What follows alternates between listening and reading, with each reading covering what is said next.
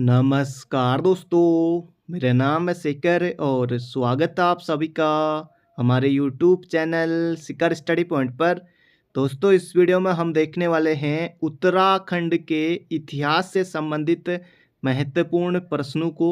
मुझे उम्मीद ही नहीं, पूरा विश्वास भी है कि आप वीडियो को अंत तक जरूर से देखेंगे। तो चलिए दोस्तों, वीडियो की शुरुआत करते हैं। पहला प्रश्न है दोस्तों यहाँ पर हमारा, उत्तराखंड में राज करने वाली प्रथम राजनीतिक शक्ति कौन सी थी, ये यहाँ पर आपको बताना है। तो दोस्तों, इसका सही उत्तर हो जाएगा यहाँ पर हमारा option number B, Kuninda. Uttarakhand में शासन करने वाली प्रथम राजनीतिक शक्ति दोस्तों कौन थी, ये थी कुड़िंद। तो ये आपको सीधे सीधे याद रखना है। इनकी दोस्तों जो जानकारी हमें मिलती है, इनकी दोस्तों जो जानकारी का स्रोत है कुड़िंदू का, वह है दोस्तों इनकी मुद्राएं, कुड़िंद मुद्राएं। तो ये भी आपको याद रखना है, प्रश्न पूछा जा सकता है। कुड़िंद वंश का शक्तिशाली शासक कौन था दोस्तों, ये प्रश्न भी पूछा जा सकता है। अमोघ्य भूति था, ये नाम भी आपको याद रखना है। और कुड़िंदू की दोस्तों जो जानकारी है वो हमें एक तो महाभारत से मिलती है, और इसके अलावा अष्टाध्यायी, जो पाणिनि की अष्टाध्यायी है, इससे भी हमें कुड़िंद वंश की जानकारी मिलती है। ये भी आपको याद रखना है। यहाँ पर दोस्तों प्रश्न है कि उत्तराखंड में राज करने वाली प्रथम राजनीतिक शक्ति तो कुड़िंद, कुड़िंदों के कितने अभिलेख मिले हैं, तो इसका सही उत्तर हो जाएगा ऑप्शन नंबर सी, 5 अभिलेख हमें कुड़िंदों के प्राप्त हुए हैं। 4 दोस्तों मिले हैं ये भरूच से। भरूच दोस्तों ये कहाँ है, ये मध्य प्रदेश में पड़ता है भरूच। और एक में दोस्तों मथुरा। अब मथुरा दोस्तों आप सभी को पता है, मथुरा यूपी में है। अगला प्रश्न है यहाँ पर हमारा, महाभारत के वन पर्व में कुड़िंदों को क्या कहा गया है, ये यहाँ पर आपको बताना है। तो महाभारत में दोस्तों कुड़िंदों को क्या कहा गया, महाभारत के वन पर्व में कुड़िंदों को दोस्तों कहा गया द्विज। तो द्विज दोस्तों ऑप्शन नंबर ए हो जाएगा। यहाँ पर इस तरह से द्विज वर्तनी में सुधार कर लेते हैं।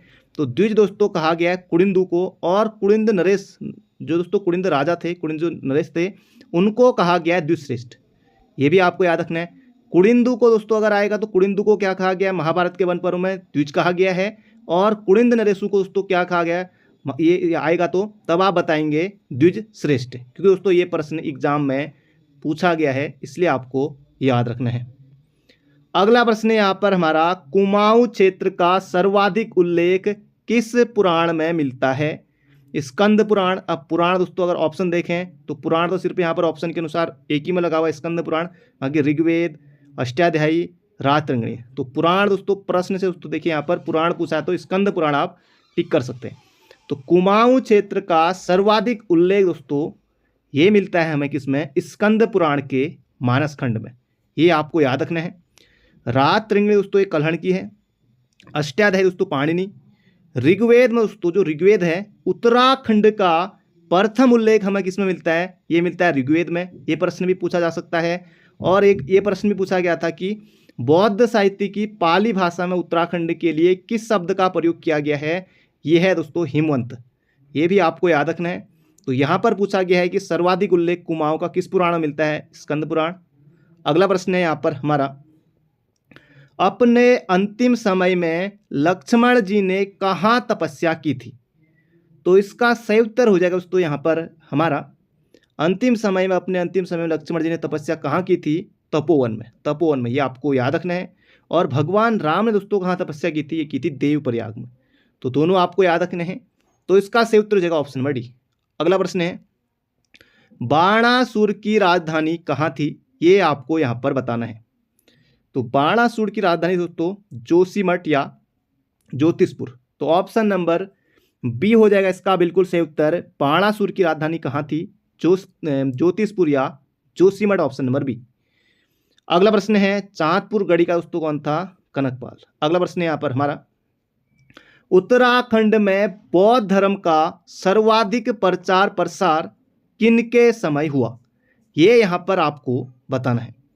तो इसका सही उत्तर हो जाएगा दोस्तों उत्तराखंड, या फिर आएगा कि जैसे कुमाऊं या गढ़वाल में बौद्ध धर्म का सर्वाधिक प्रचार किसके समय हुआ, तो ये हुआ था खसों के समय।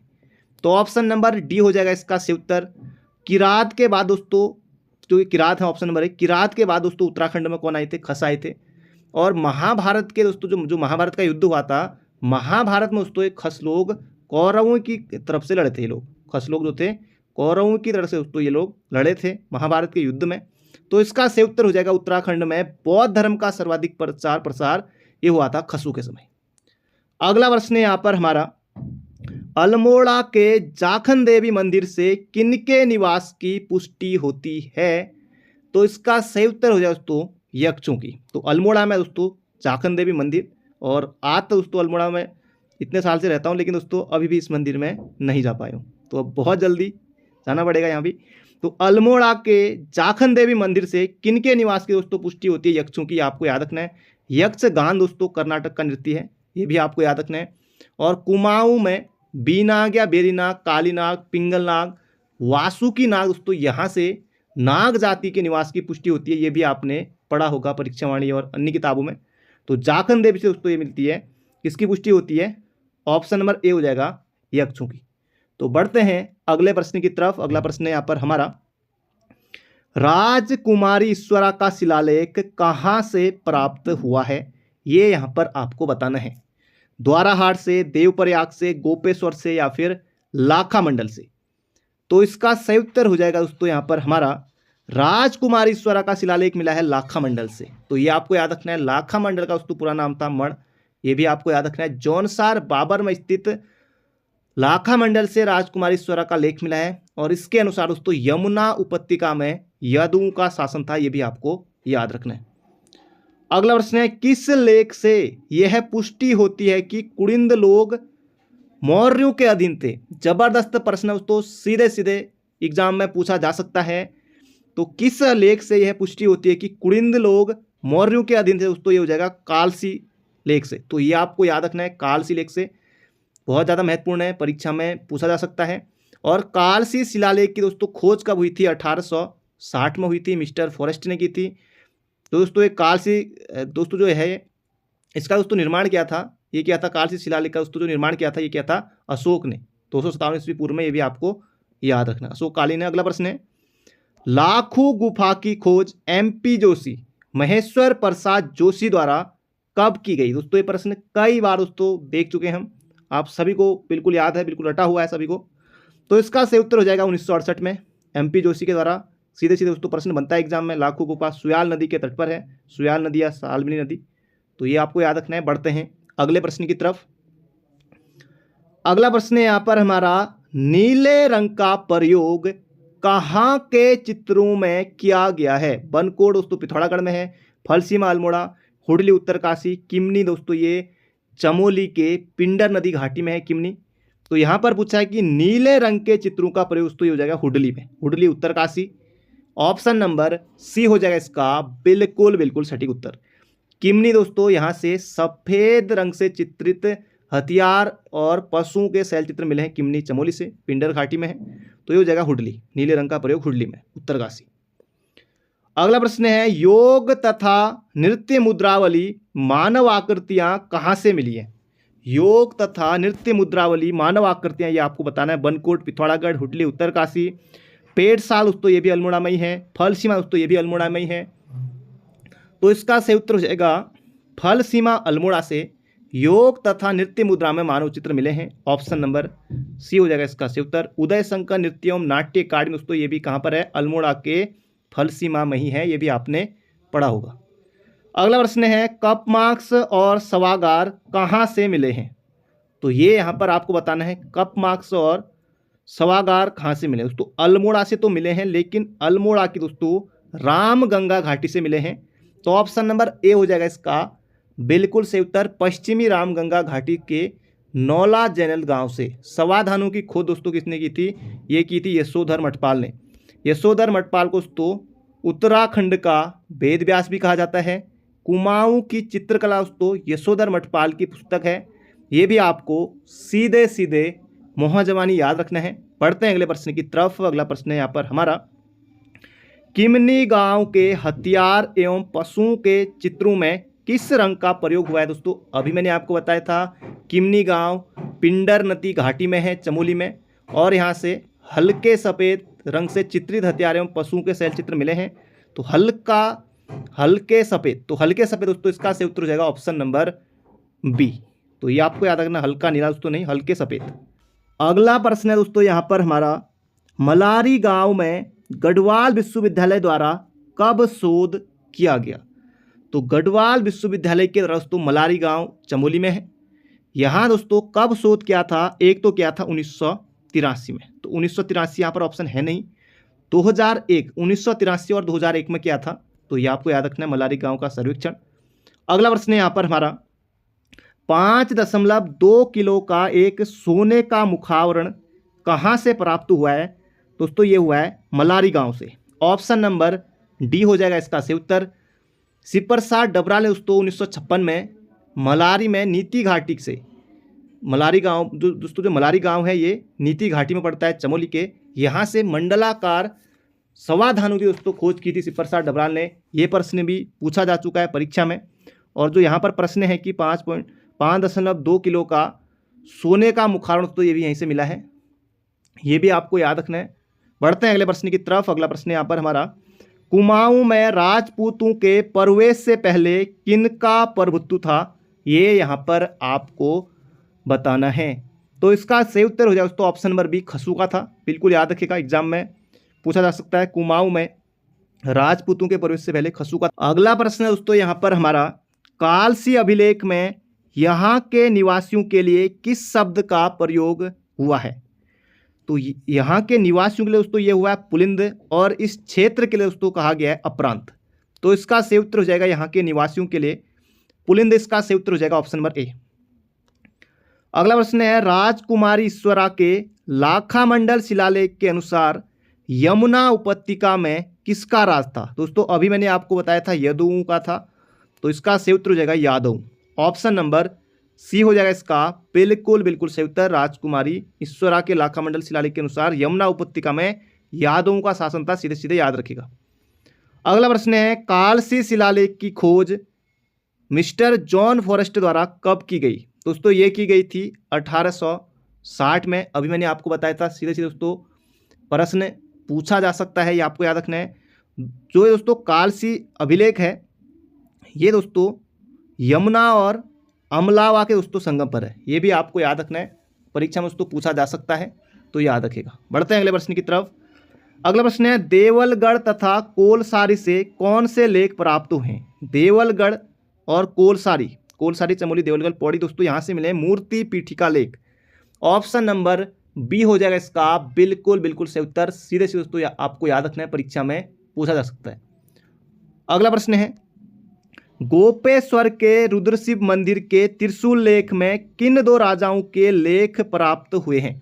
जबरदस्त प्रश्न है दोस्तों, सीधे सीधे प्रश्न आपको परीक्षा में पूछा जा सकता है, देखने को मिल सकता है। तो गोपेश्वर के रुद्रशिव मंदिर से 6वीं सदी के दोस्तों एक तो गणपति नाग और एक अशोक चल के दोस्तों 12वीं सदी के, ये हमें त्रिशूल लेख मिले हैं। दोस्तों गणपति नाग तो यहाँ पर ऑप्शन में नहीं है, तो नागपति नाग और अशोक चल दोस्तों गणपति नाग भी से आप कर सकते हैं, गणपति नाग और अशोक चल के मिले, तो ऑप्शन नंबर डी हो जाएगा इसका बिल्कुल सटीक उत्तर। अगला प्रश्न है, प्रथम एवं द्वितीय सदी के कुषाणकालीन मुद्राएं कहाँ से प्राप्त हुई हैं? ये यहाँ पर आपको बताना है। जबरदस्त प्रश्न है, तो इसका सही उत्तर हो जाएगा प्रथम एवं द्वितीय सदी की कुषाणकालीन मुद्राएं एक तो मिली है मुनि की रेती टिहरी से, और दूसरी दोस्तों मिली है सुमाड़ी पौड़ी से, तो इसका सही उत्तर हो जाएगा ऑप्शन नंबर ए। अगला प्रश्न है, मोर ध्वज स्तूप से किस सदी का मुद्रा लेख मिला है? मुद्रा लेख मिला है, ये यहाँ पर आपको बताना दोस्तों, ये है 3री सदी का मुद्रा लेख दोस्तों मिला है मोर ध्वज दोस्तों, ये हो जाएगा कोटद्वार, तो इसका सही उत्तर हो जाएगा तृतीय, ऑप्शन नंबर सी। अगला प्रश्न है, पांडुकेश्वर से 4, कंडरा से 1, चंपावत से 1 ताम्रलेख किन राजाओं के मिले? जबरदस्त प्रश्न है, कुलिंद, पवार, चंद या कार्तिकेयपुर। दोस्तों पवार चंपावत दोस्तों नहीं हो सकता है, चंदा आपको लग रहा होगा, लेकिन चंदा आपको यहाँ पर कतई नहीं करना है, तो इसका सही उत्तर हो जाएगा कार्तिकेयपुर दोस्तों राजवंश के। पांडुकेश्वर से 4 मिले हैं, कंडरा से 1, चंपावत से 1 ताम्रलेख प्राप्त हुए हैं, ये आपको याद रखना है। अगला प्रश्न है, शीतोष्ण पट्टी कहाँ स्थित है जहाँ सीता माता पृथ्वी में समाई थी? जबरदस्त प्रश्न दोस्तों पूछा जा सकता है, तो ये है देवप्रयाग टिहरी गढ़वाल में, याद रखिएगा एग्जाम में बनेगा। अगला प्रश्न है, अपने स्वतंत्र भाषाई अस्तित्व यानी कि दोस्तों इनकी मुंडा भाषा है, मुंडा के साथ किसके वंशज आज भी कुमाऊं के अस्कोट दोस्तों पिथौरागढ़ में है। अस्कोट वन्यजीव विहार दोस्तों स्थापना कब हुई थी? 1986 में हुई थी पिथौरागढ़ में। ये भी आपको याद रखना है, यूकेपीएससी बार बार पूछता है इस प्रश्न को। तो यहाँ पर है कि प्रश्न, अपने स्वतंत्र भाषाई अस्तित्व मुंडा भाषा के साथ किसके वंशज आज भी कुमाऊं के अस्कोट और डीडी हाथ में दोस्तों रहते हैं, यहाँ पर पूछा गया है। इसका सही उत्तर हो जाए दोस्तों यहाँ पर हमारा किरातों के। तो ये आपको याद रखना है, सीधे से दोस्तों परीक्षा में पूछा जा सकता है। किरातों की दोस्तों जानकारी किससे मिलती है हमें? एक दोस्तों मिलती है बाण भट्ट की जो रचना है कादम्बरी, कादम्बरी से दोस्तों हमें किरातों के बारे में जानकारी मिलती है। इसके अलावा कालिदास के दोस्तों जो रघुवंश है, रघुवंश महाकाव्य है, इसमें हमें कालिदास के ये जो किरात है इनके बारे में जानकारी मिलती है।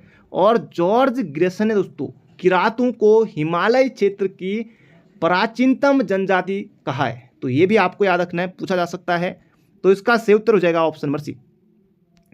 अगला प्रश्न है, 5 ताम्र मानव आकृतियां 1999 में कहां से खोजी गई?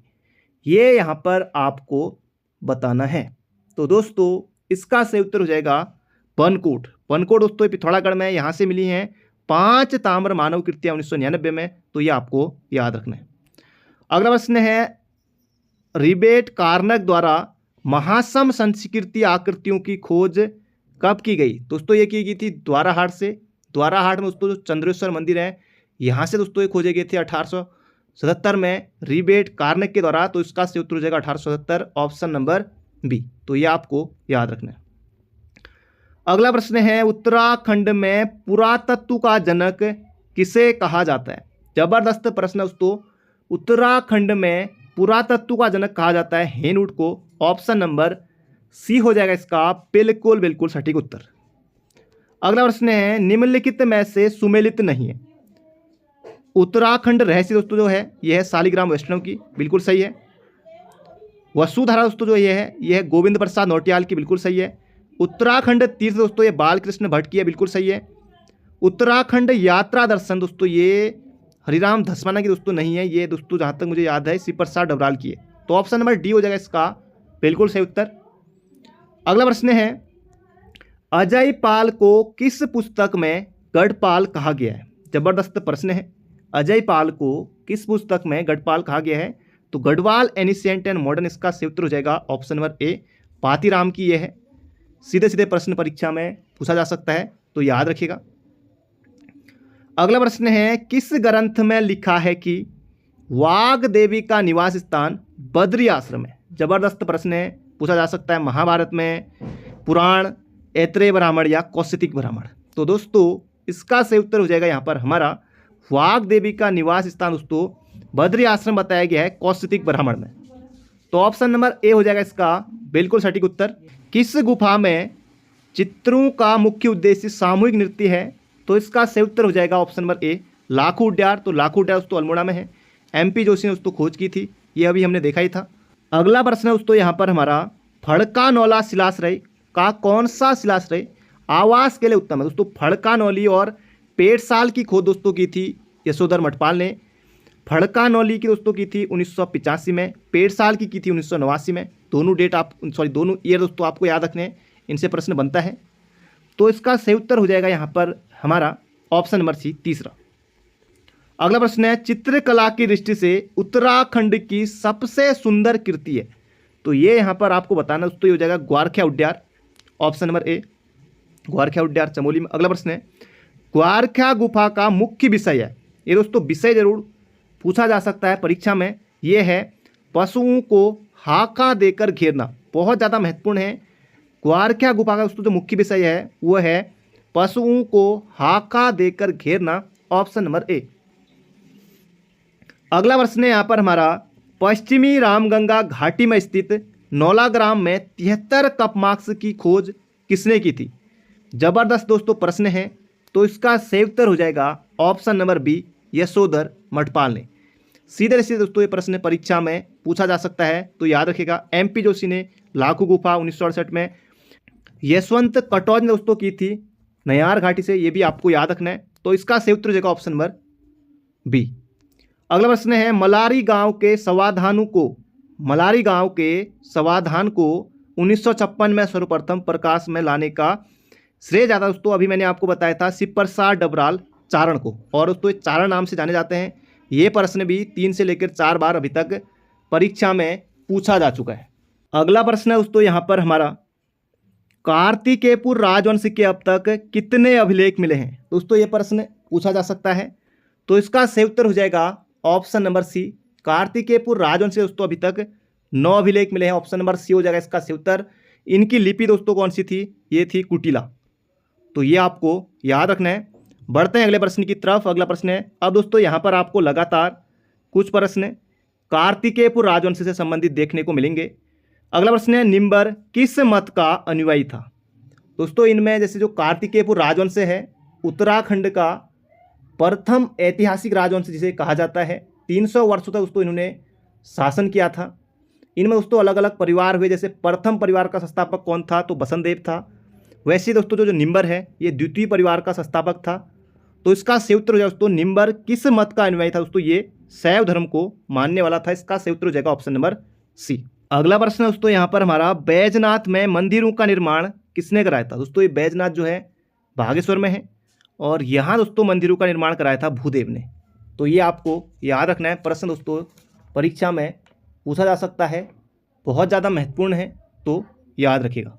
अगला प्रश्न है यहाँ पर हमारा, कार्तिकेयपुर राजाओं की राजभाषा क्या थी। दोस्तों ये थी संस्कृत। ऑप्शन नंबर ए हो जाएगा इसका बिल्कुल सही उत्तर।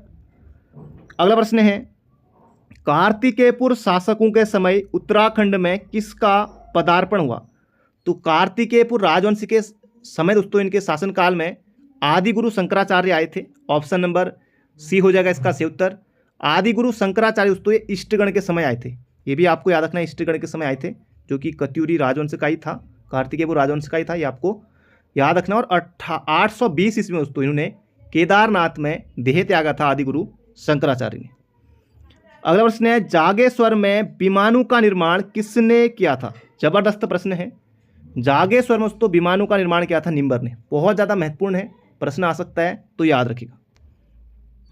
अगला प्रश्न है, कार्तिकेयपुर राजाओं द्वारा जोशीमठ कार्तिकेयपुर के बाद किसे अपनी राजधानी बनाया गया। दोस्तों जो इनकी पहली राजधानी थी कार्तिकेयपुर राजवंश की, दोस्तों जो पहली राजधानी थी वो थी जोशीमठ के दक्षिण में कार्तिकेयपुर नामक स्थान पर। इसके बाद दोस्तों जो इन्होंने राजधानी बनाई थी, ये बनाई थी बैजनाथ बागेश्वर को। तो ये भी आपको याद रखना है। बढ़ते हैं अगले प्रश्न की तरफ। अगला प्रश्न है, किसने बागेश्वर के समीप एक मंदिर को स्वर्णेश्वर नामक ग्राम दान में दिया था। जबरदस्त प्रश्न है दोस्तों, सीधे सीधे प्रश्न पूछा जा सकता है। बसंत देव, निम्बर देव, त्रिभुवन राज देव या ललित सुरदेव। तो इसका सही उत्तर हो जाएगा दोस्तों यहाँ पर हमारा, किसने बागेश्वर के समीप एक मंदिर को स्वर्णेश्वर नामक ग्राम दान में दिया था। तो बसंत देव इसका सही उत्तर हो जाएगा ऑप्शन नंबर ए। अगला प्रश्न है, कौन सा राजा कन्नौज के राजा यशोवर्मन का समकालीन था। जबरदस्त प्रश्न है। कन्नौज के राजा यशोवर्मन के दोस्तों समकालीन था, यह था खरपरदेव। ऑप्शन नंबर बी हो जाएगा इसका बिल्कुल बिल्कुल सही उत्तर। बसंत देव के बाद दोस्तों कौन बना था शासक, ये बना था खरपरदेव। तो ये भी आपको याद रखना है। बढ़ते हैं अगले प्रश्न की तरफ। अगला प्रश्न है यहाँ पर हमारा, पालू के साथ संधि किसके द्वारा की गई। जबरदस्त प्रश्न है। पालू के साथ दोस्तों संधि किसने की थी, निम्बर ने की थी। ये आपको याद रखना है।